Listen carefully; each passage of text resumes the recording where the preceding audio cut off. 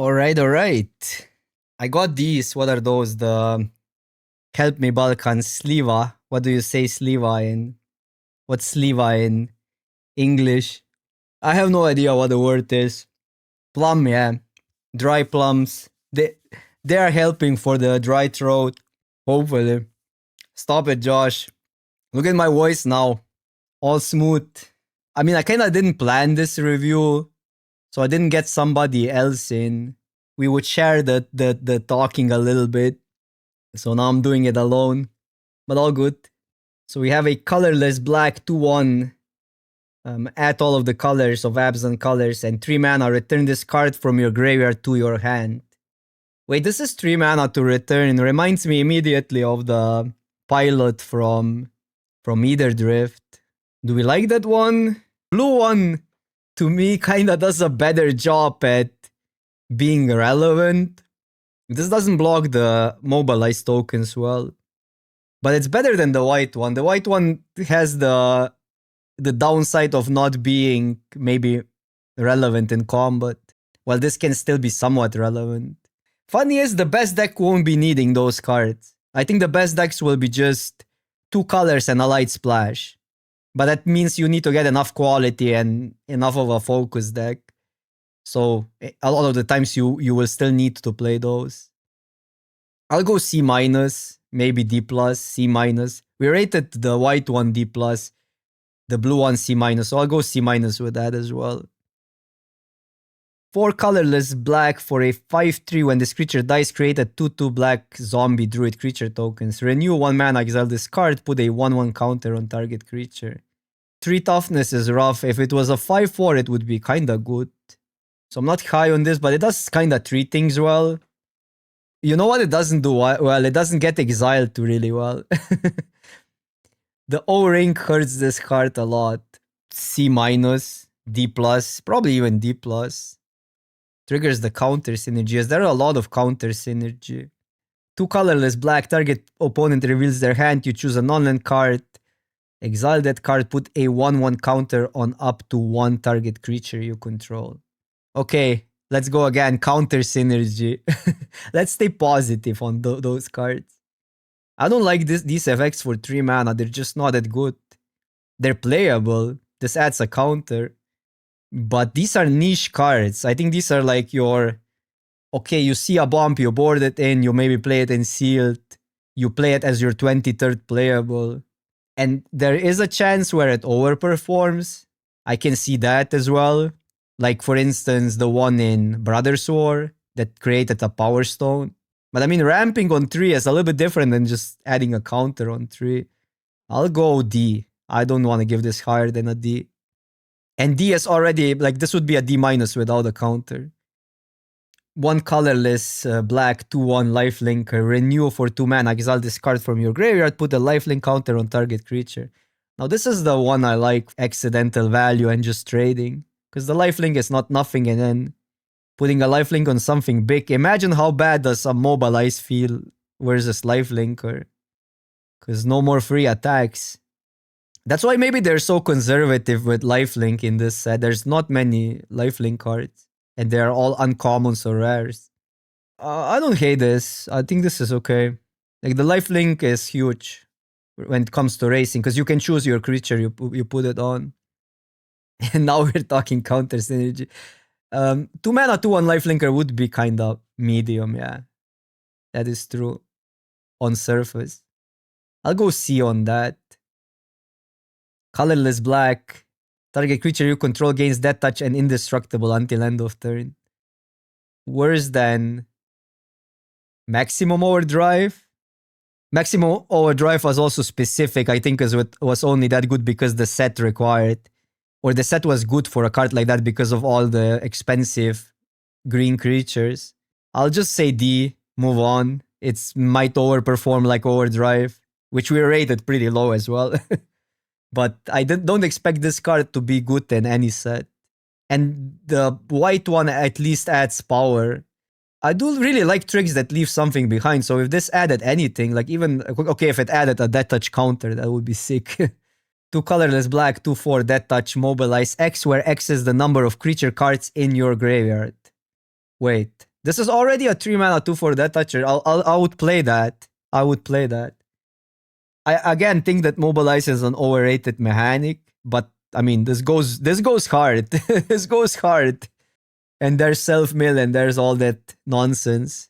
This card is really good. Like an A minus maybe, probably B plus, but because it still has this like dice to removal right away, doesn't leave anything behind. Even though it's cheap enough and statted well enough for it to be just good at any point of the game. Because if you're gonna push the attack too much, there's gonna be scenarios where, yeah, they'll take a bunch of damage, but then it just trades. Well, maybe a Death Toucher is better on the block. So you can do yourself sometimes a kind of disfavor to attack with it. But that's a me problem or a you problem, not a cards problem. 1 mana, target creature get -3/-3 until end of turn. As an additional cost to cast the spell, behold the dragon or pay 1. Okay, so it's either a 2 mana -3/-3 or a 1 mana -3/-3. That is a common. This is sick. Like this is literally a better lightning strike in most of the times in limited. I cannot say it's A cards are specific. I think A cards need to be efficient on tempo, plus they need to grant some value. This is solely a reactive card, which is tempo efficient. This one is tempo efficient. So it's a really good common, but I would say it's like B. I wouldn't go higher than a B, because it still doesn't kill everything.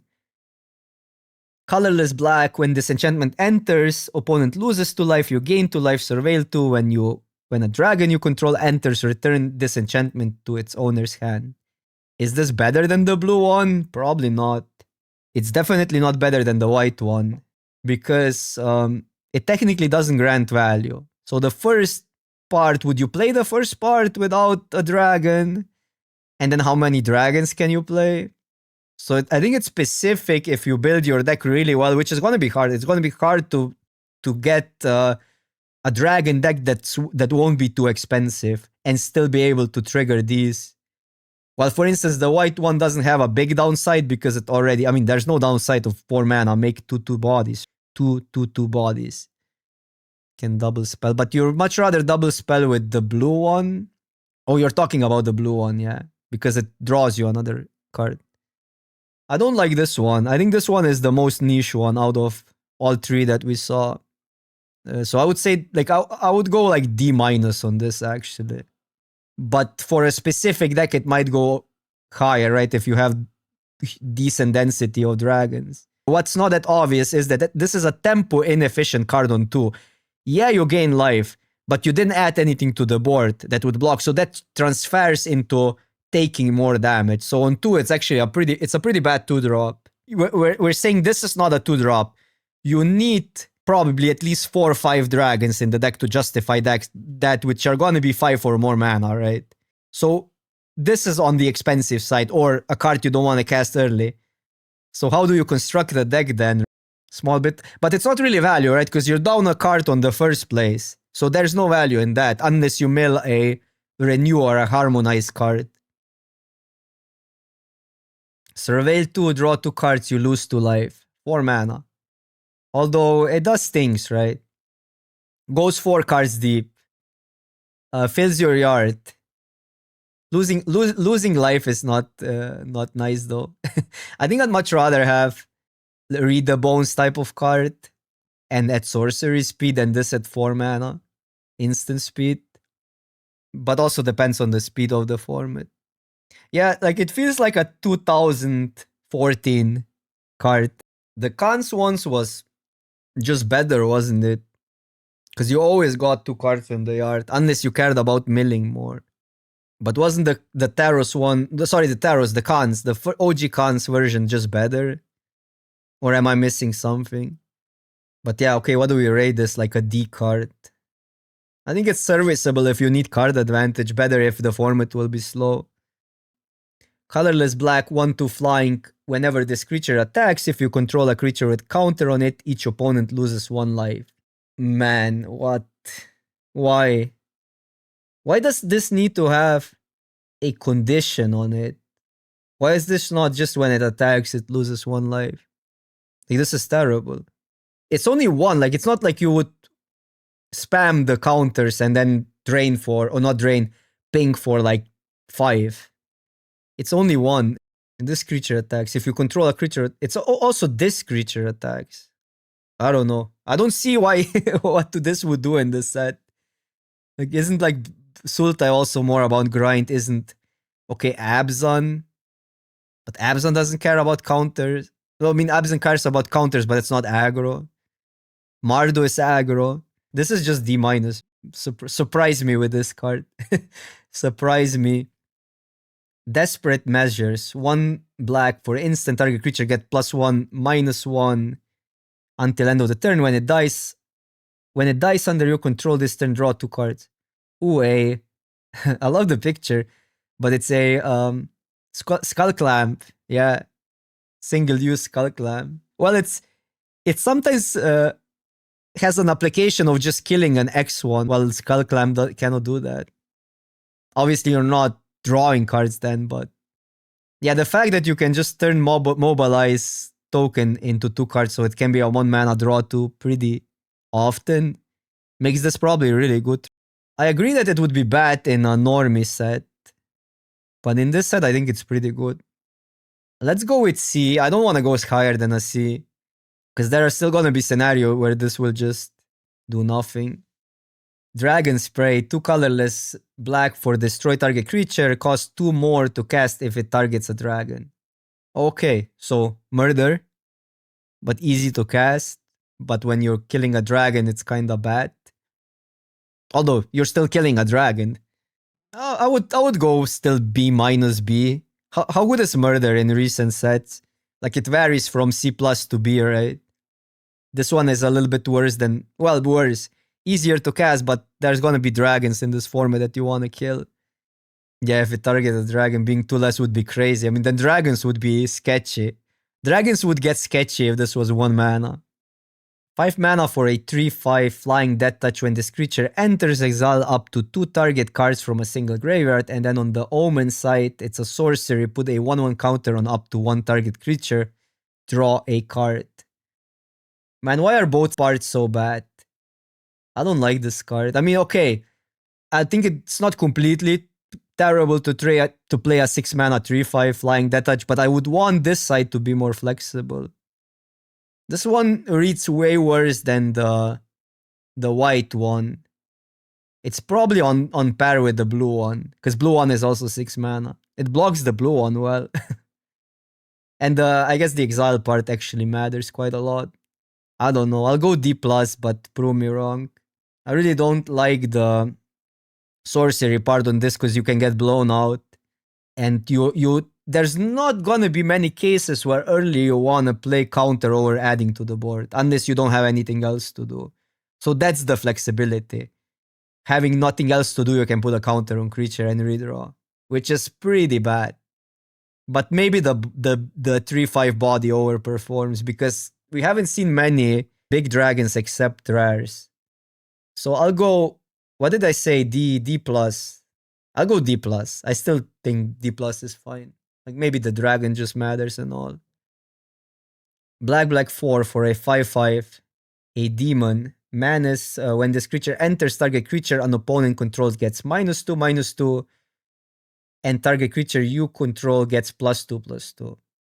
Oh, is this gonna kill decent amount of stuff? Because if this is a 2-for-1, it's not that bad. I like it, but it's also expensive. But can we give it a C+? I think I'd rather give it a C. But we've seen a lot of 2-drops even being like 3 power. It actually doesn't kill that many 2-drops even. Yeah, and killing a 2/2, it's like there's almost no 3-drops at 2. Okay, other than the blue flyer that cares about double spelling. My favorite card in this set is a 2/2 Sag. Kills my favorite card. 3 colorless black for a 4/2. As long as there are 3 or more different kinds of counters among creatures you control, this creature gets +2/+4. We're talking a 6/6. You may cast this card from your graveyard. If you do, it enters with finality counter on it. Okay, so this is how you get 1 counter. And it's a 2-for-1 on a surface, but the first part is pretty bad if you don't have 2 counters already. It has to be different counters. No, 3 different counters. Not that easy to make a 6-6, but it's a interesting card. Like, it's just fun card. Would you play a 4-mana 4-2 that comes back and it's a 4-2 again? Also, like, it's interesting if you mill that or discard this, you get a free 4-2 with maybe possible upside if you have more counters. Turtle gets a stun counter. Yeah, maybe we have to look at the floor and then the upside is just the upside. I think it's borderline to be excited about a 4-2 that comes back as a 4-2 for 4 mana. So it's 8 mana of an investment, but a 2-for-1. I wanna like it. I'll give it a C. Maybe it's a C+. 2 colorless black, 2-1 lifelink. When this creature enters, it endures 1. So either a 3-2 or make a 1-1. Well, I mean, this is the new... What's the card from March of the Machine, the flyer that made a 1-1? Okay, obviously worse than a flyer, but kinda has this sort of vibe. This common looks really good. You go white for like your... Basically in Mardu, it's interesting. In those Mobilize decks, you get permanent go white creatures that stay. I like this card. This is good. I would give this a C+. Not obviously as good as the... I forgot the name, the Preening Champion. It's not obviously not as good as the Preening Champion, but all these cards that like are 3 mana or cheap enough and go white are usually just good. Colorless and a black. So for a 2-2 X and a black tap, pay X life. This creature endures X, activate only as a sorcery. So for 2 mana, you can get a 1-1 each turn. Pretty slow, but this is good. It's on a 2-drop. And uncommon, so you're gonna see this quite often. This is a B, if not even... I wouldn't go higher than a B, but I would say this is a B. Also, there's gonna be just a turn where, okay, I need a big creature. I'm gonna spend 5 mana, I have nothing else to do. I make this a 6-6. But when you're making bodies, it doesn't feel that bad, right? So usually you're gonna use it for the 1-1s or for the X, like just creatures.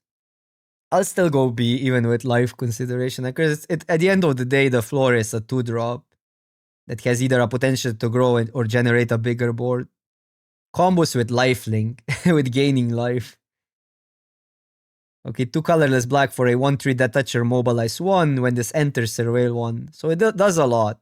You would probably be alright playing 3 mana 1-3 that touch Surveil 1.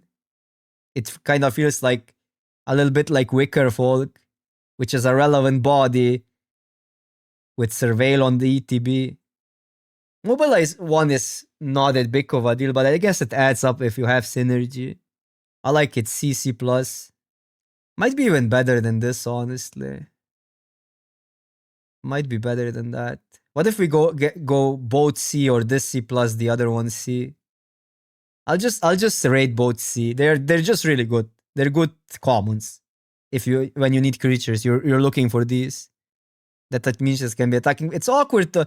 I still think that it's interesting putting Mobilize on Death Touchers, because Death Touchers trade more profitably on the blocks, right? They are choosing what they block with. So do you really want to give away a Death Toucher for an attack? Obviously scenario dependent, but just theorizing about it. It's funny because this is better blocker. It doesn't want to attack, even if you push some damage through. So I don't think like Mobilize is a distraction on this one in vacuum, obviously. When we're talking synergy is different, but I think it's important to recognize the card in vacuum as well. Then you can put it into context. 1 colorless black for a 3-3 flying Death Touch lifelink. For 3 mana, renew, exile this card from your graveyard, put a flying counter, a Death Touch counter, a lifelink counter on target creature. So it's 1 creature, right? But it gets all counters. So it gets basically these abilities. Wow. And not to mention 3 mana, 3-3 flying Death Touch lifelink. Pretty good. It's a rare. Like, this is a worthy. I think it's an A. Constructed card, limited card. I mean, this is worth a card. The renewability is definitely worth a card. So it's just a 2-for-1 with the most efficient rate possible. Okay, people have been talking about this. So colorless black, 5/5 trample, decayed. So when this creature can block when you attack, sacrifices at the end of combat, and then renew is X black. Put a decayed counter on each of X target creatures. Sorcery speed. There's a lot to like. There's also some downside to this, which people maybe miss. First of all, it can block. It deals a lot of damage. Like, this is how I view it. It will deal a lot of damage at one point, and then you will make everything not block. And if you're aggro, that's perfect. We're living in a perfect world. However, it does kind of work as a defensive card as well, to some degree, as long as you're not dying to their attacks. Because they can only attack once with creatures and they die. But this one is hard to rate because I don't think it's always completely busted, but it's often gonna be busted. Well, that's the whole point, right? You want to decay opponent's creatures, and they don't even need to attack with them, right? Like, you can use them as removing blockers, which is really good, but you have to be a hat. So now we're talking ceiling. Ceiling is really high. Well, you play this for renew because the first part is bad. The first part is just bad, yeah. The first part is a conditional lava axe. I think the best is if you discard this card. Okay, in an aggro deck, you wouldn't mind the 5 damage, I guess, if you're a really dedicated aggro deck. But that's also, there's some tempo inefficiency in that because you have to play the card for 1 attack. Then it cannot, like, replicate, like, just take it and it's gone.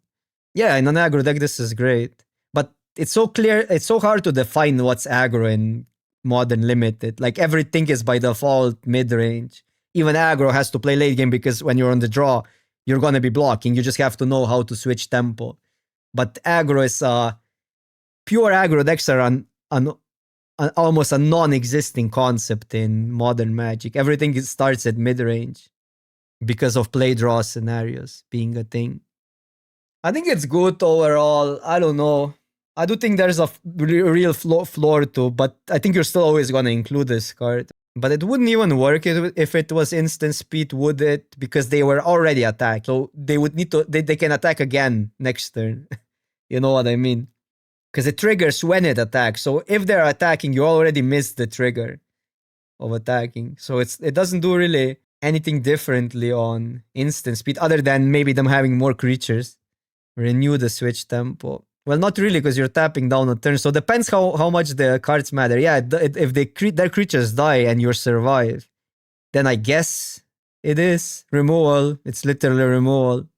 I don't know how to rate it. I would actually say this is gonna be good. Like, this is gonna be like a B+ card still, because the upside is so high. I'm curious how this is gonna play out. It's kind of easy to understand it, but it's so hard to imagine the scenarios when these effects are good. I think because you have the knowledge of having this card and this effect, and you can play into this effect, it's gonna play out pretty well. I would put it this way. Because you can picture all the scenarios where it's bad and all the scenario where it's good, but it's gonna be somewhere in between because you're gonna be able to play into them getting like bad attacks and stuff like that. Destroy target creature, create 2/1/1 red warrior creature tokens. They gain haste, sacrifice them at the beginning of the next end step. So 4 mana for a sorcery speed effect.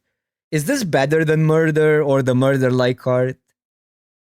It's only 1 attack. This might be completely worse than the murder, but you could have upside. I like this. I'll just put it on B. Maybe B- because of sorcery and all, but yeah. Does enough. 3 colorless black, 2/1 manas. When this creature enters, it endures 2. So a 4 mana 2/1, make a 2/2 is gonna be the most scenarios. I like this. Yeah, there are some stuff that you can sack creatures for, but it's actually, we haven't seen that many. We have to get to multicolor stuff, so maybe that will impress me then. So maybe you just want to play your endure cards in Mardu and good red cards as a complement. But it's funny because people, like, Mobilize is by far the most hyped mechanic as far as from what I've seen on Reddit and here in chat and on YouTube and all. Like, people think that Mobilize is completely busted. Like, it feels like they didn't read the sack part of the mechanic.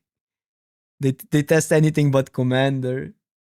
But I might be proven wrong. I'm completely fine to take that L and be proven wrong. And Mobilize is actually gonna be great. This is a C. 4-drop is rough. Maybe C minus, but I just like cards that generate multiple. Like, if we're valuing all these Mobilize cards high, we have to value these like 2 bodies per card decently high, I think. I'll go, I don't know, C minus on this. Ooh, 3 mana, 3 colorless black, 4/4 flying war discard card. Is this constructed worthy? The dragon part. Obviously, then the Omen has each non-dragon creature gets -X until end of the turn. So for limited, a flexible mass removal. A mass removal that you get back and later be a dragon. This card is kind of sick. It doesn't kill dragons. You can build around it. No, what's there to say? I think this is an A or an A plus card. Is it an A plus? I mean, it's so flexible. It might even be an A plus. Like, you top deck it late, you wipe the board. Just because it doesn't, like, it has kind of a 2-for-1 application, but I think it has like somewhat of a fair 2-for-1 application if you just play it as a 4/4 flyer. But fair means it's still like above. It still generates value on a relevant body. Black, legendary enchantment. Creature spells you cast cost 2 less to cast. Whenever a creature you control enters, if you cast it, destroy that creature, then create a 2/2 black zombie druid creature token. Why would I play this in limited? Yeah, I think it's a clear F. I'm just trying to actually, I'm joking a little bit, but I want to find a reason where to put this, but no, doesn't work with Mobilize, imagine. Oh, Sidisi is mono black now. Colorless black, 1/3. Tap, sacrifice a creature you control with mana value X other than Sidisi. Return target creature card with mana value X +1 from a graveyard to the battlefield. Only as a sorcery. You can do some cooking, but this doesn't read that strong. So you can get 1-drops from Mobilize tokens.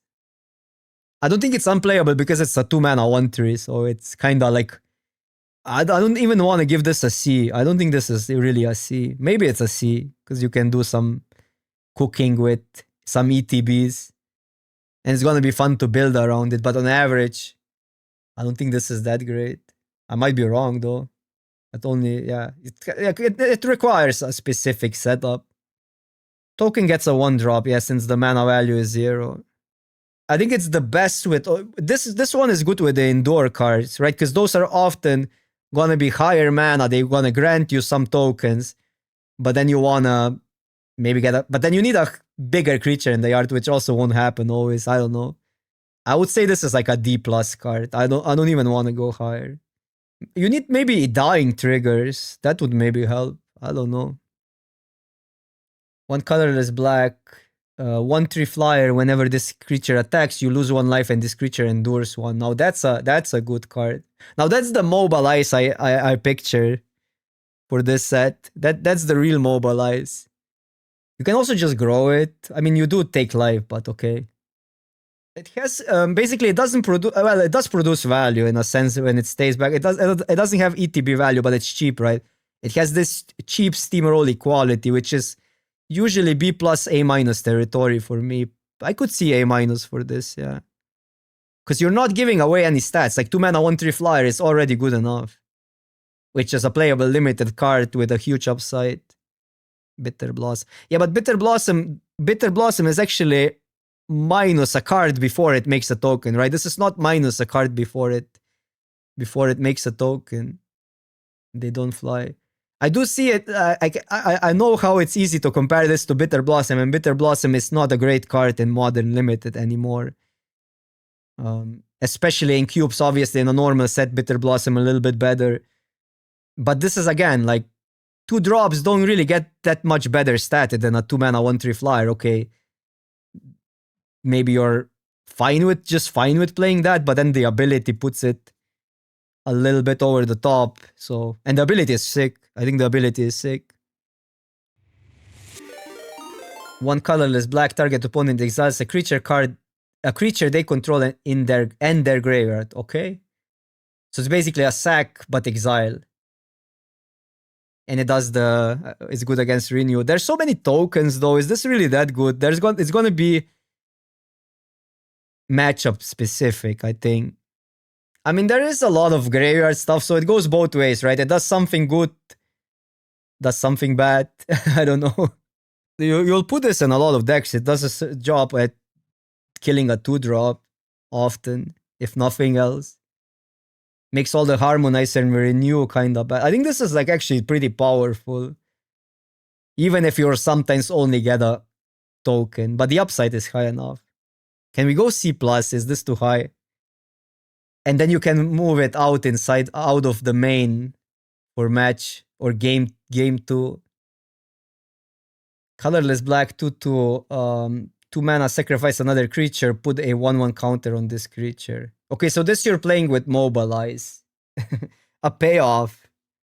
But only grows itself. Man, this is expensive. I would still say this is a D+. That was 1 mana in the ability was 1 mana in Foundations. We need to see the uncommon payoffs. Otherwise, you're not selling me Mobilize. The more of the set I see, the less I like Mobilize. 2 colorless black, 3/2 flash, sacrifice another creature for 1. This creature gains indestructible and tap it. So this payoff is fine, but it doesn't do anything on actually mobilizing. It just doesn't do anything when you're sacking the Mobilize tokens. So it's like kind of pseudo removal that leaves a body behind if you time it correctly because of flash.